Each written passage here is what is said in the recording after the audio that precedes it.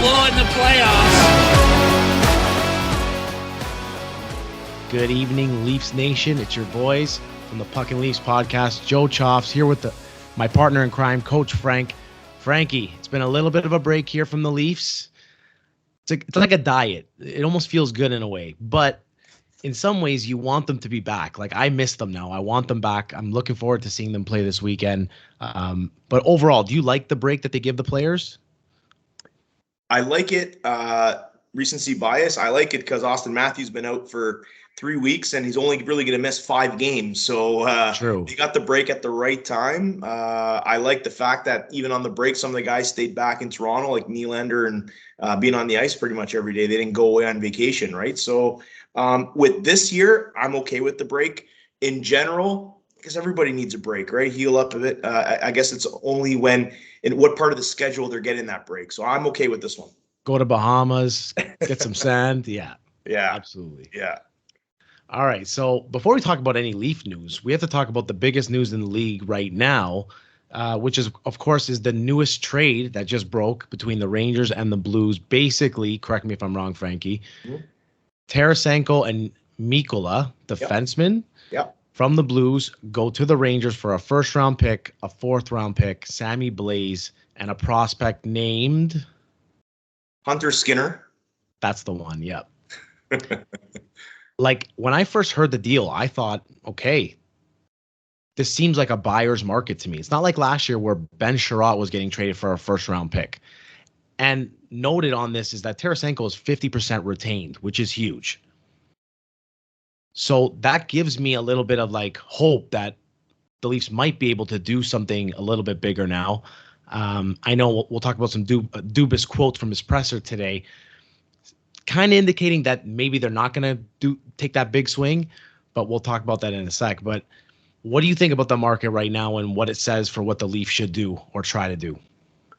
Well, you can look at the market in a couple different ways. If you're looking at that high-end player rental like a Tarasenko, that move just took the Rangers out of the Patrick Kane sweepstakes, who 100%. We all thought that was the ideal landing spot for Patrick Kane, right? So I think you've heard this before, without supply, your demand goes up, right? So does this increase what the cost would be for a guy like Patrick Kane, to a lesser extent, Timo Meier, who I'm sure we'll get to. That wasn't a bad cost, I thought, for the Rangers. We all knew a first was going to be in there, but like that really wasn't much of an impact off their roster if you really think about it. You're adding a goal scorer in Tarasenko, and you're not really giving up much. So that's a great move by the Rangers. They did it earlier enough in the deadline season where they didn't wait all the way to March 3rd. They had the cap to do it. And they're going to, they're trying to go for the division here, right? So that's a great move by them. I'm more curious on what the defense market is going to look like because I think the Leafs are going to be dipping into that one. So listen, you're not giving up a first for a guy like Ben Sherratt this year. So I've heard anything from it starts with a second-round pick for a guy like Luke Schenn. Is that what you want to give up? Is that enough? So I'm keeping my eye on the defensive market right now. Speaking of the defensive market, I will say, Frankie, I was never on board with on the Chychrun train, and I know you have, and you've been on it since the beginning. That last Leafs game against Boston was probably the first game in a long time where I thought to myself, you know what, maybe they should. Listen, I think their defense is good, and the numbers back it up that they're good, but adding Chychrun could make them great. And he gives the power play threat. And you know what how I think about their power play. It's literally cost them every playoff the last 5 years. Yeah. If you put that guy and make him QB the power play, what does that do for it? Maybe you're finally able to improve it to the point where it's still successful when other teams are able to scout you for 2 weeks straight. Yeah, so I will. I'm coming aboard that train right now, and what I love about him is you get him for 2 more years at 4.7, very manageable contract. So it's not a rental. What if you even got him at a percentage retained? So it's even cheaper. Ooh, I don't know if you're getting that, but I'm getting greedy. I know. Yeah, I know. I look at it like this. If Jakob Chychrun hits the open market, he's an $8 million defenseman, right? So now you're getting him at 4, which is like half of what I think he'd be valued at, because I think he gets more than Morgan Riley. So I look at that and saying, like, you're taking your best assets, and that's the move you make. It's this year, it's next year, it's the year after. He's a local kid. And for me, the defense, you might think they're good. I'm okay with it, but it's how they're utilizing their defense that I'm not okay with. Morgan Riley, I don't like Morgan. I shouldn't say I'm not a Morgan Riley fan. I'm okay with him, but I'm not okay with Morgan Riley playing 23, 24 minutes a game. Jacob Chychrun is a guy you play 23, 24 minutes a game. So, but you're paying Riley to be a 25-minute a game defenseman too. And that factors in, right? But like, he's our default number one. You can't play the guy as a number one, is kind of what I'm getting at. So I would like kind of take those minutes, redisperse them throughout the pairings, and not rely on him, because the more you rely on Riley, the more he has not been great since he's come back. And I hope he hasn't, but in all fairness to Morgan, he's been really good the last few playoffs, like really good. That's so fine. I want to give him some leash, I guess I would say. His game will come back. He's not a defensive defenseman in any way. No. He's not someone you feel comfortable with in their defensive zone structure and being able to box out guys. Yep. But he's been a really solid defenseman for them in the playoffs. So he chose to stay in Toronto. Mm-hmm. He could have got way more money somewhere else. If he hit the free agent market, you know that's going to happen. Yeah. So let's cut him some slack. He was injured for a long time. It's like hopping aboard a moving train. Give him a couple more games, and hopefully by the playoffs he's running again. But I agree with exactly what you're saying. It just pegs him down in the order. So now he's not your number one. You're not asking him to be that. He's on your second pair. And like, if the playoff starts tomorrow, who are you playing him with? Like, they still have not solidified his partner on the other side. I guess default would be Brody, but we've seen Hall there. We've seen Liljegren there not too long ago, which I thought he did well. But they moved him back with Sandin, and they got torched against Boston. And that scares me. That honestly scares me. So I think, and I know we're going to get into it next, but, I think that there could be a D-man moving out at this deadline too. I think they may be at the point where there's some money in, money out.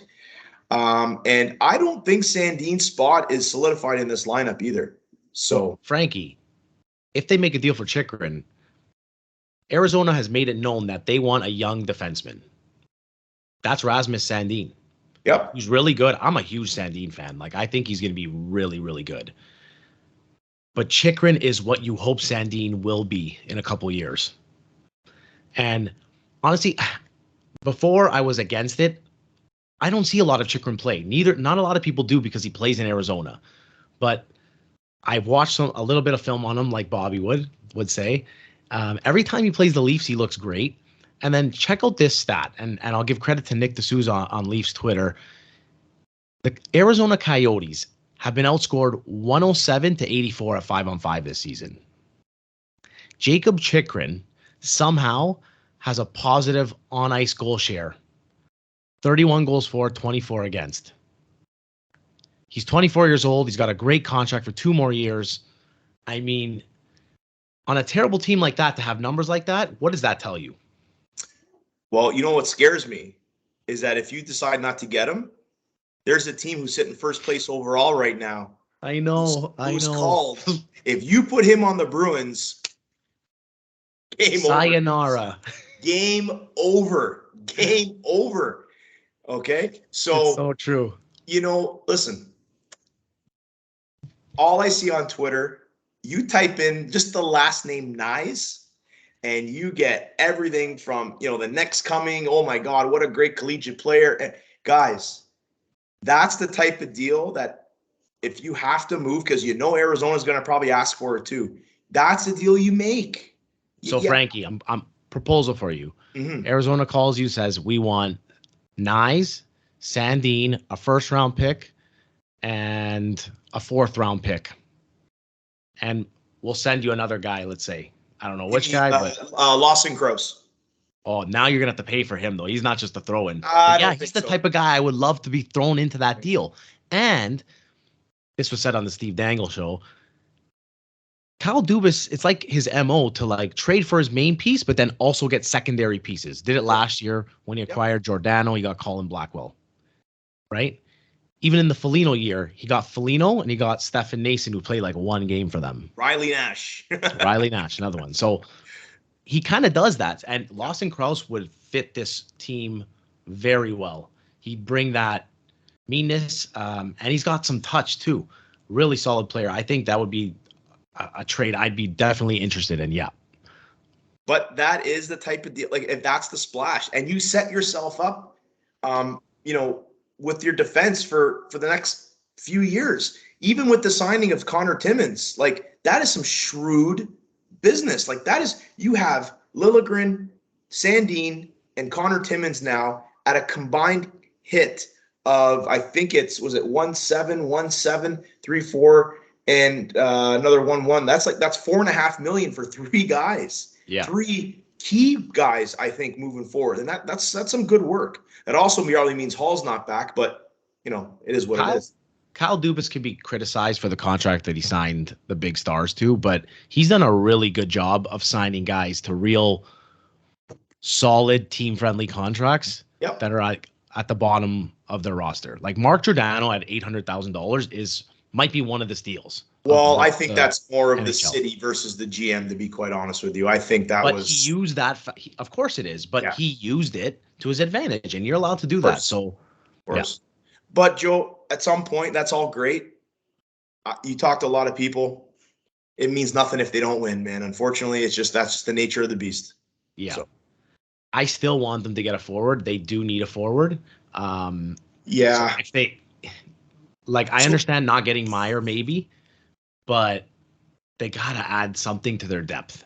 And I've heard Max Domi's name mentioned. I kind of would like Max Domi to be an acquisition because he could play lower in the lineup. He could play a little center. Correct me if I'm wrong, right? Yep.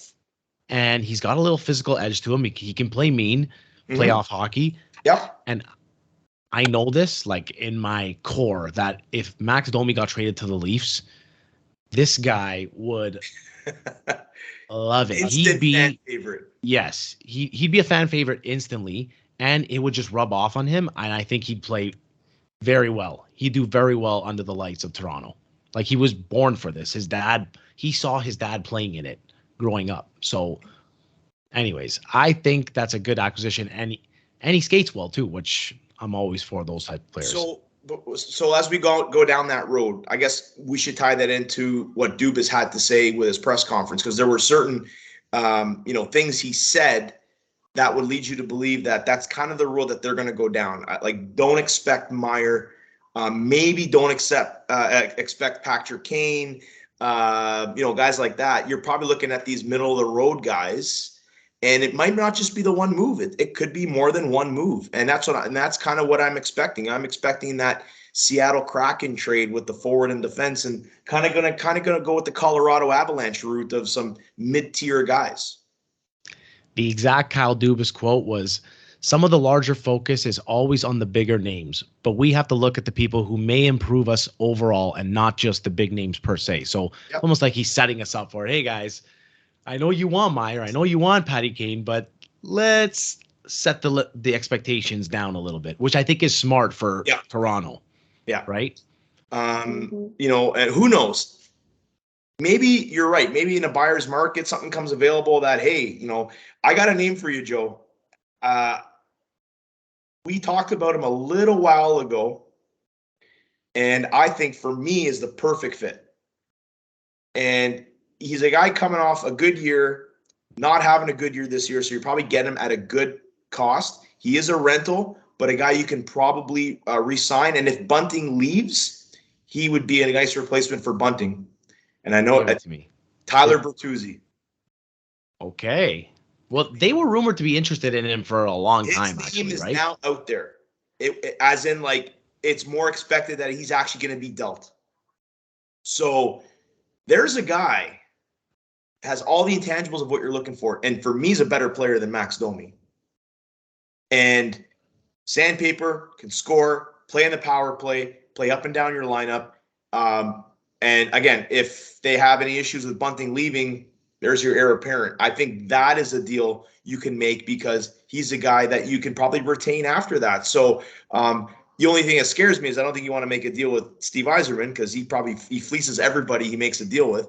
But that's the rumor.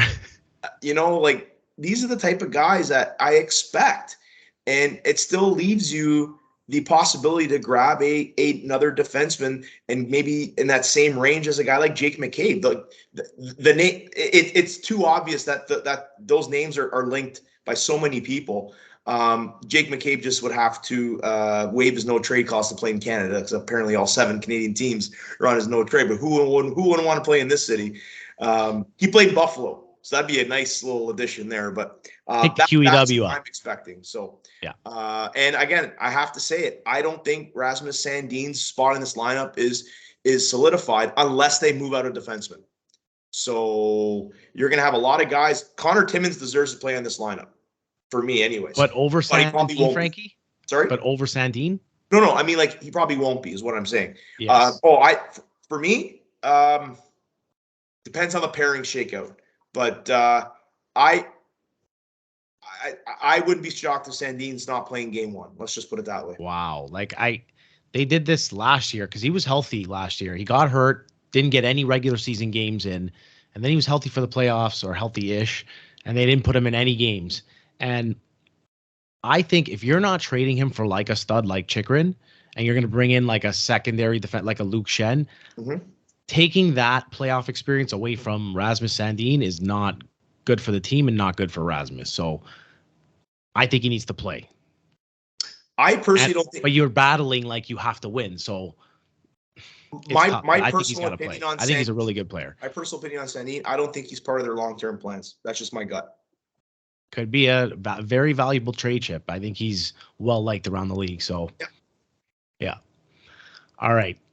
We've got one other quote I wanted to ask you about from the presser today, Frankie, from Kyle Dubas. He said he can't see the Leafs dealing their first round pick or top prospects like Matthew Knies for rentals. With regards to other options, I don't think you could say no off the hop for anything, but those are very important pieces to us for now and in the future. Like, he doesn't have a contract next year. Isn't it? Is it weird, or is it like he's got balls of steel to say, you know what? These are our prospects. I'm not going to sacrifice everything just to save my job. Because I think I would do that. So I think you have to read in between the lines there. He didn't say that he's not willing to trade Matthew Knies and the first round pick. He said it for a rental. That's the key. And now is where you get into big game hunting. Now is where you get into the Chychruns. Now is where you get into possibly the Timo Meier. Even though I still think he ends up on the Devils. But here's where you get into those type of guys where it's like, okay, now where do you draw that line? Those are probably the only 2 guys I would figure out for that. I'm not trading that for an Ivan Barbashev. I don't know where this guy's come from, but his name is everywhere. Pavel Buchnevich. Again, I don't know, man. Okay, I get it. That first round pick is going to be in the 20s, like mid to late 20s. I get it. Really late 20s or 30s. Right, but it's like, I think they did a great job with the Fraser Minton draft. Like, he's turned out to be a decent player so far, right? So you got to restock from that standpoint. So for me, it better be a guy with term and an impact player, not a depth guy in your bottom 6. That you're just throwing away assets. So that's where I'm thinking. But I think somebody did an interview with Knies recently. He's ready to go. He said, like, I'm ready to jump into this lineup. So the fact that he's probably going to sign coming out of college is good. Who does he knock out of this lineup? Like, is he going to come in and knock out a Zach Aston Reese? He could, but is he going to be playing on the 4th line, 3rd line? Like, their lineup right now suggests, like, I don't know. I know they're a little weak on the left side, but I think they're going to hopefully they're going to sign him. They want to sign him. I think they're going to give him an audition to see what it's like for him, to see what he's got. It's very tough for a college kid to come into the NHL and make a difference right away, especially at this time of year that he's going to be entering the league. So, like, I think people need to temper their expectations of this kid to make it just fair for the kid. Like, I get it. We're excited. I get it. He's the type of player that we kind of wish we had more of. So he fits well into the roster right now, but just be patient. He may need some time. Just throwing that out there. Yeah. Listen, the last collegiate guy to make such a big impact is Cale Makar, and there's only one Cale Makar. So, maybe Caulfield, maybe Cole Caulfield. But I'd take that. I would love that. No, I know. All I'm saying is history is not on the side of collegiate guys coming out of school and making an impact. So, we have a habit in this city of overvaluing players, and this might be one of those things. But what I would hate for is this guy to be dealt to St. Louis, and he's a 40 goal scorer every year. So, we'll see. With our luck, Frankie, that's probably how it would end up, wouldn't it? Yeah, it would. It's a Leafy thing, Joe. Very, very Leafy. Very Leafy. All right, buddy. Before we get on out of here, I want to have a little bit of fun with you. Okay?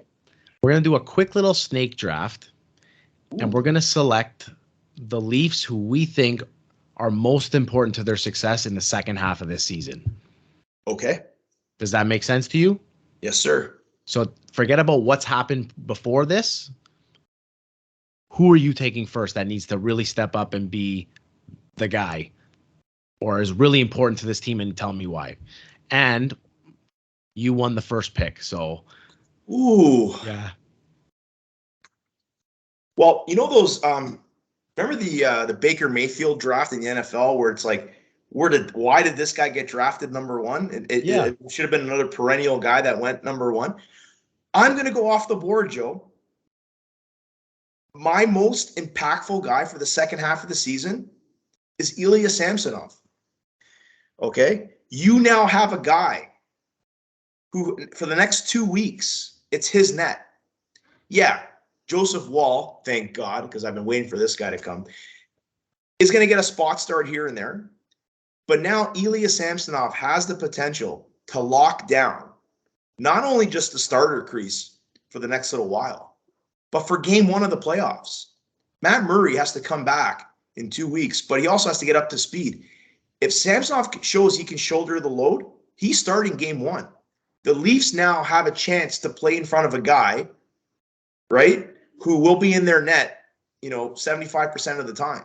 So let's see what this team is going to be like with Samsonov in net, and also with Austin Matthews out for the next little while. And there's going to be auditions coming in on the bottom six of the forwards and the defense. You might see some rotational guys, but I want to see how Samsonov now plays in this market and the second half of the year, because he's also playing for a contract. So that's my guy. Okay. I had him high up in my draft list, but I didn't have him the highest. So now I'm glad because I get the guy I wanted at 2 and I get the turn at 3. Okay. So at number 2, I'm taking Austin Matthews. This team needs the Austin Matthews of last season. He's been good this year. He's been really even better maybe defensively, but they need the offensive threat and ability of Austin Matthews. Last year, look at the Oilers. Like, they made it to the conference final. Connor McDavid put that team on his back and said, let's go, guys. Like, they need an effort like that, and he's got the ability to do it. We know he's got the ability, so he's got to do it. And he was really good in last year's playoff against Tampa, but I'm saying the levels here, he's got to get even higher, the next level. So I think he is numero uno for the Leafs to have success. Okay. The next after him, I'm going to go with Willie Nylander. I'm taking Willie because I think he's been their best forward from the first game of the season. Agreed. Till now. Yep. I think he's had the biggest impact, and that's saying something because all of their big four guys have had good first halves. He needs to continue this. He needs to continue his play that he's shown in the last few playoffs, that he could be a difference maker and get into corners and win pucks, because the guy is strong. He's got it. He's just got to stop the laziness that sometimes creeps in, but it's been mostly like 99% positive with him this year. I've loved his game this year. Taking him at 3. Okay, so at number 4, I'm going to go with John Tavares. I think Tavares has been okay up until this point. Actually, I take that back. He's been good to this point. but I don't want it to be a fluke. I think he needs that spark going into the playoffs, that he can show that if guys are going to shut down Austin Matthews, his line needs to step up and also contribute. And I think with him being able to keep scoring on the power play is important.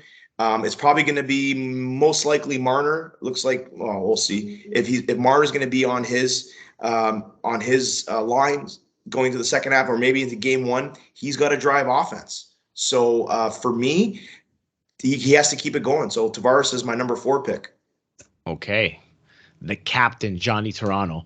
Who you got at 5? Because you got the turn. Number 5, I'm going. Oh, we have to look at the defense. And we talked about him earlier. I knew you weren't going to take him. I knew it. You could take him at 5, Frankie. No. It's the steal of the draft. Thank you so much. No. Go for it. Take your next guy. At number 5, I'm actually going to go. I'm going to go TJ Brody. And I'm going to say TJ Brody because this guy for me is the glue that is the defense. Wherever TJ Brody plays, he makes his partner better. And that's just, you never hear his name in the highlights. You never hear his name in the news or in the Twitter because he does his job. And for me, it's going to be very important where he gets slotted in moving forward because just like they did with Giordano and Liljegren, they found a pair that really gelled. I don't think they found that with Brody yet, but I think it's going to be on that on that first unit with Riley. If they don't make any moves and they're going with what they're going with, TJ Brody is what's going to make Morgan Riley better. And he's kind of the safety net. He can't get hurt. He cannot get hurt. He is the last guy to get hurt on this unit. I know he's already been injured, but he needs to stay healthy going into the playoffs. If they lose TJ Brody, they are in big trouble. So again, Joe, I'm not looking at the best players. I'm looking at the guys that have the most impact on the team. So that's who I'm going with. Yeah, you can take him. Go ahead. Take him. Go. I know where you're going. Go for it. You're like Herb Brooks from Miracle. I'm not looking for the best players. I'm looking for the right ones. That's no problem because I will take Mitchie Marner next. And why wouldn't I at this pick? Mitch is so vital to this team. He's had a great first half. He's important to their penalty kill, which has been okay this year, just okay. It needs to be better.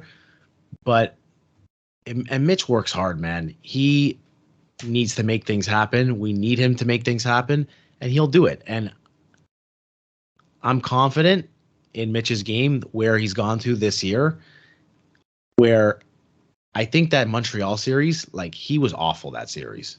Yeah. I think he grew from that. And last year he was really good against a tougher Tampa opponent.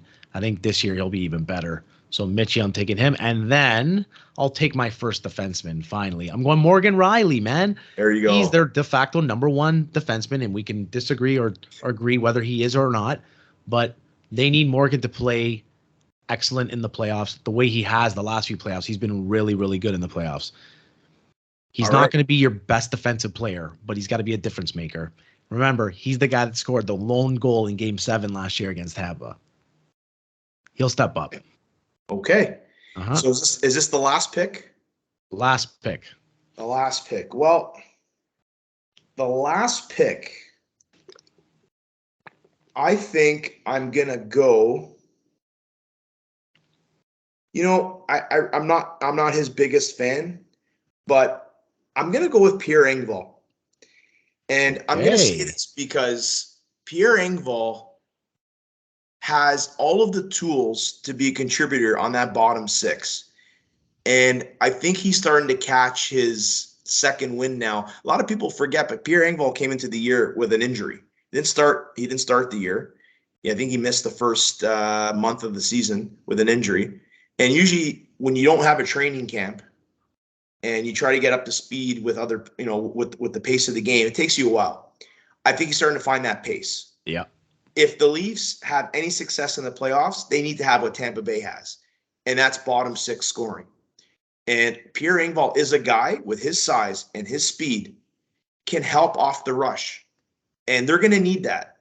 And I can't say what they're going to do in terms of trade deadline stuff, but a guy like Pierre Engvall, I look at as a guy who's bigger than a guy like Carly Yarncroc. You're going to get out of Kerfoot. Unfortunately, it's not going to be much. So I think the ceiling is higher with a guy like Engvall because just from the frame that he has and what he can provide. Because if not, he ain't coming back next year, and not for what he's going to ask for. So this is it for him. So that's why I'm going with Engvall. And this is it for him to audition to get a big, juicy contract in the offseason. Absolutely. Right? You put up a good performance in Toronto, everybody sees it. He'll do very well. They won't be able to afford him. You got it. I think people hate on Engvall because he's not even fit. Like, how do I say this? He's not even physical. He's unphysical. Like, he doesn't even touch the guy. And it's frustrating because he's such a big guy and strong, but like, I think he's a good player. You look at all the metrics, he oftentimes is playing in the offensive zone. And like you mentioned, they don't have enough guys that can transport the puck. He's really good at it. Yeah. So I actually like that pick by you, my friend. I probably would have took Michael Bunting, but I digress. It's a good pick nonetheless.